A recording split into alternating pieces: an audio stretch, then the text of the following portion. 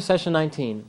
In this session we're going to talk about soloing, many different kinds of aspects of soloing. We're going to talk about what makes up a good solo, melody, rhythm, the harmonic structure of it needs to have balance, and most of all, you need to say something that's meaningful. What doesn't make a good solo, and a lot of traps that guitar players fall into. How to build up your own creativity, how to start hearing guitar parts and being able to put them out through your fingers. We're going to talk about soloing in various different playing styles and get you a lot of good practice in doing those. In the How Music Works section, we're going to learn about getting our fingers to play the melodies that we are hearing in our head and choosing the right ideas, taking good melodies and putting them in different playing situations so that we can make the most out of the little that we learn. Okay, so let's go ahead and get started. Okay, let's talk about soloing or improvising. What does improvising mean? That means just making up off the top of your head a melody that you can play along with the songs that you're going for. Okay, so you are making it up on the spot. Sometimes you can kind of have something pre-made up, but most all of this is improvising, choosing the right notes to play. There are many different ways that you can approach soloing. Okay, first of all, you can get some key bits of information from the key. What's the key signature telling you? What key are we in? Doesn't matter what the first chord of the song is. What's that key information? That's what it may or may not go with the first chord of the song, but that key information is telling you what major scale that you're able to solo around in and get the sounds that you're going for. Another way to look at it is to use patterns, like our pentatonic scale patterns that we learned earlier. Okay, we can use those somewhat. It's a good thing to whip out, but we don't want to just go straight down those patterns. That doesn't make a very interesting solo. We can also be guided by the chord tones used in the progression that you're working at. That's probably the key way. The chord tones are vital to telling you what notes are safe at any point in time as you're going through these solo ideas. Or you can use all of these techniques simultaneously. Well, let's first talk about what is making up a good solo. How come some solos are good? How come other ones just don't sound like they fit right? There's a couple of key aspects to it. First is melody. You want a catchy, noteworthy melody as you're playing it. You want to create something that's memorable. You want everything to fit together. So first thing is melody. Second thing is balance. You don't want to be playing some things up high, some things up low, some things fast, some things slow, and just be jerking all around. That creates confusion in the listener and doesn't end up being a very melodic solo. Third thing is you need to say something.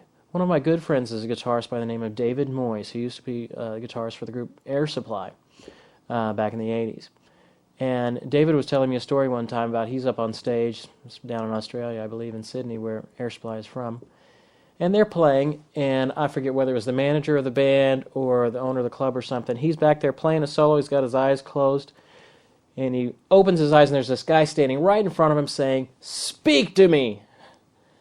And he relates that story about not just musically mumbling, not just playing whatever pops into your head, but by saying something when you play and when you try and do a solo.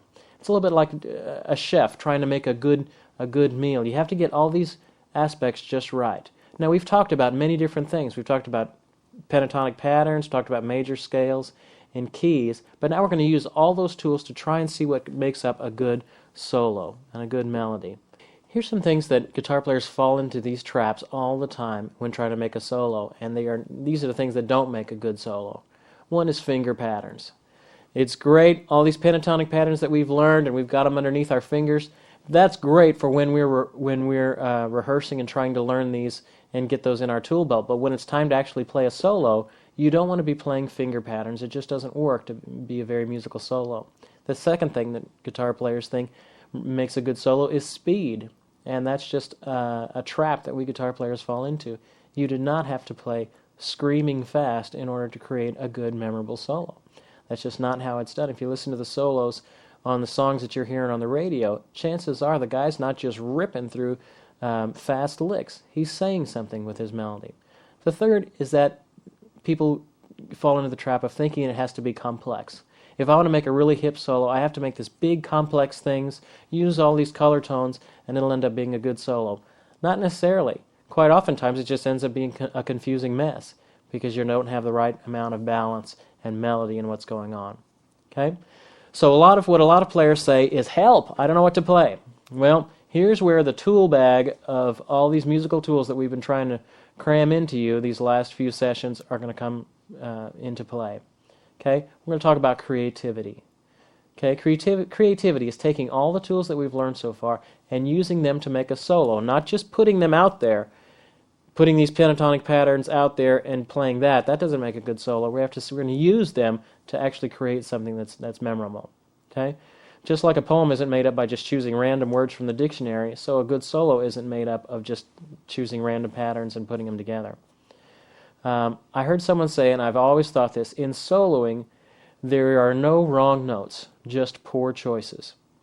And I think that is so true. There are no wrong notes, just poor choices. So let's learn a couple of key concepts to choosing right notes when we solo. Okay? The first is, look at your key.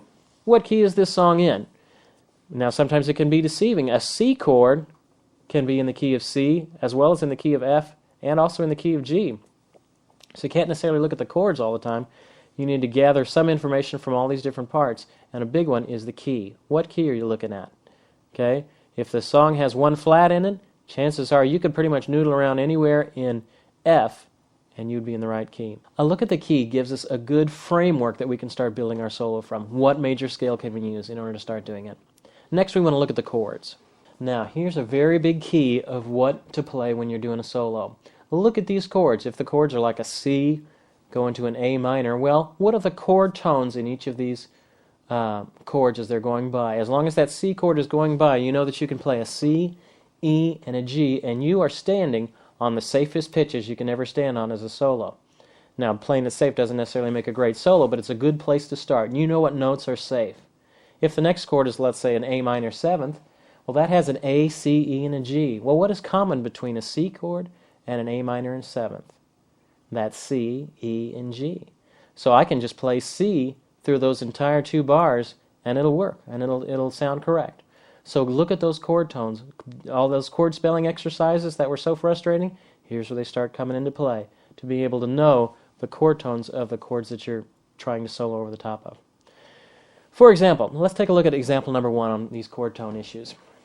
Okay, we go from 2 bars of C major 7th to 2 bars of an F major 7th. Okay, those two chords would be like this. There's a C major 7th, then an F major 7th would be like this. Now the notes, what notes are in a C major 7th? Well, it's a C, E, G, and a B. So I know if I stay on just those 4 tones through those first 2 bars, I'm not going to clash with anything. I might not make the most beautiful music in the world, but I'm not at least not going to play a wrong note. Okay, F major 7th. What's the framework? What are the pillars of that we need to be paying attention there? F, A, C, and an E. So when it's time to change over to that F, what has changed? Well, maybe the E is turned to an F, maybe the G is turned to an A, different things like that. Those are ways, little secrets that we can use to make a good solo in what we do. Okay, now let's fire up the band here, and I'll try and play those chord tones as we're going through them so you can hear how the chord tones change. Okay, so this is number 2 in your book. I'm just going to play the chord tones.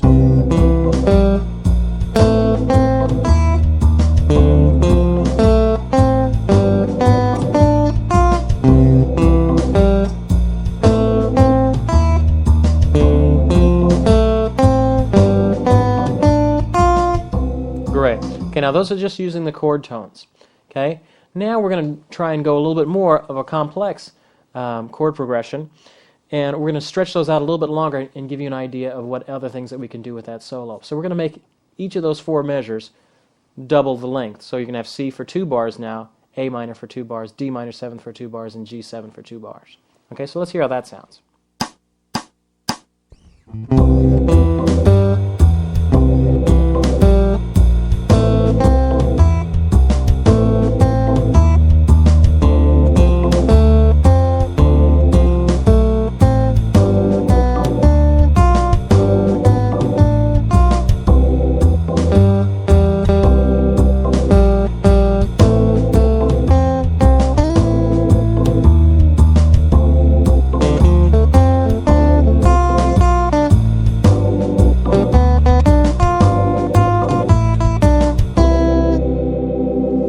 Now, it wasn't the most exciting melody in the world, but I stayed real safe. I played those chord tones.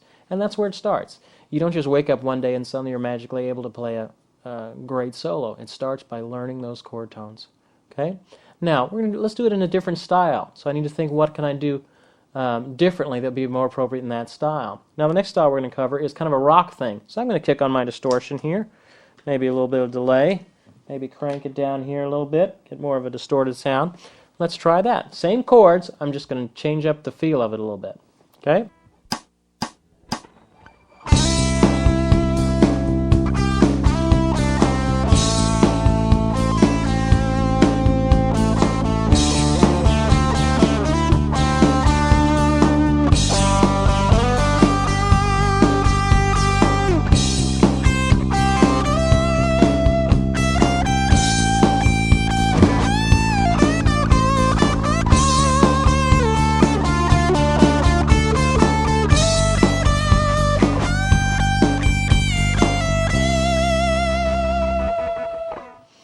Now, granted, that's not the most hippest example you'll hear on the radio, but that's basically the concept. I changed to a rock and roll style. I need to get my guitar sounding the way I want it to sound. I started using a lot of bends and things, which are very characteristic in rock playing. Okay, let's do one more. You want to be appropriate to the style that you're in, and not just play the same thing over and over again. Let's do one more.